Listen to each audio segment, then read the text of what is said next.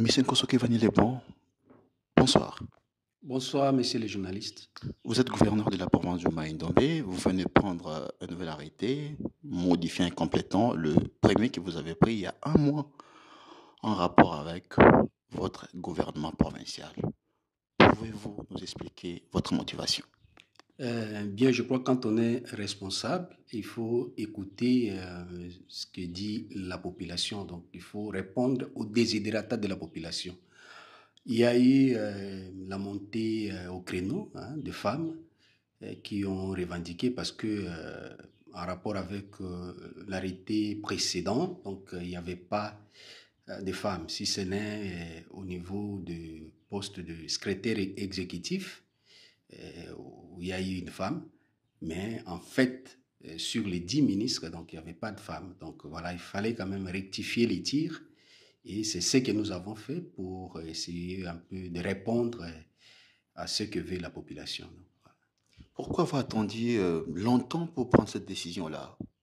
Presque plus d'un mois après, il y a un nouvel arrêté. Pourquoi tout ces temps pris?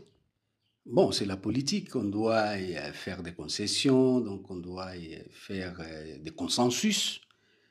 Voilà, et après, essayer un peu de rectifier. C'est ce que nous avons fait. Voilà. N'est-ce pas quelque part, vous vous sentez un peu bloqué par vos alliés?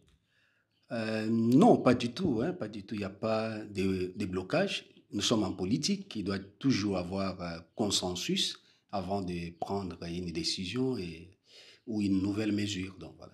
Mais devant notre micro, vous avez dit, avant même la sortie du premier gouvernement, que vous n'allez pas le faire sortir s'il n'y avait pas une femme. Et pourtant, nous l'avons constaté, il n'y avait pas justement une femme. Qu'est-ce qui s'est passé entre-temps? Pourquoi avoir pris cette décision ou fait cette déclaration-là?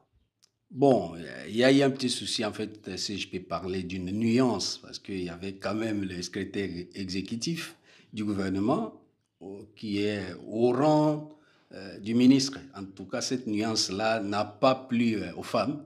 Donc, ils ont voulu vraiment que ce soit une ministre, hein, donc pas au rang de ministre. Donc, c'est ça la petite nuance qu'il y a eu. Donc, voilà, on devait corriger et nous l'avons fait. Et nous avons remarqué, c'est juste une seule ministre qui fait son entrée. Et pourquoi n'avez-vous pas pensé peut-être à deux ou trois?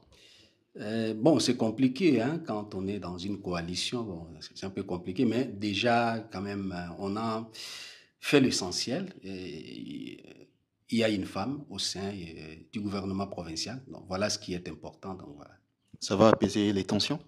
Oui, ça va certainement apaiser les tensions. Et nous allons peut-être, on verra, parce qu'au fur et à mesure que nous avançons, il pourrait y avoir des remaniements et on pourra éventuellement insérer pas mal de femmes.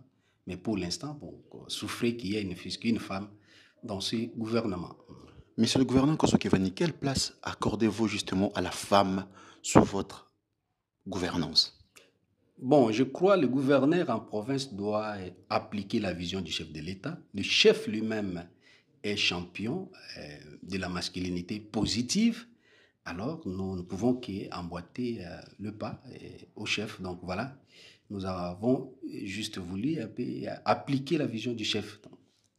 Est-ce que vous avez été, les semaines dernières, rappelé à Kinshasa pour cette raison-là, du fait que vous n'avez pas pensé à la femme lors de votre premier gouvernement, si on peut le dire ainsi?